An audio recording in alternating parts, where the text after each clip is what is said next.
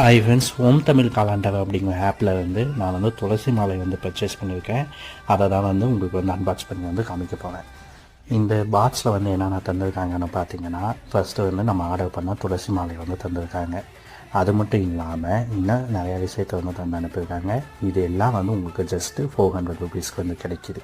உங்களுக்கு இந்த ப்ராடக்ட்லாம் வேணும்னு நினச்சிங்கன்னா இந்த வீடியோவுக்கு லைக் பண்ணிவிட்டு கமெண்ட்டில் லிங்க்கில் கமெண்ட் பண்ணுங்கள். உங்களுக்கு நான் லிங்க் அனுப்புவேன். இல்லாட்டினா நீங்கள் ஓம் தமிழ் காலாண்டர் ஆப்லேயே போய்ட்டு பர்ச்சேஸ் பண்ணிக்கலாம்.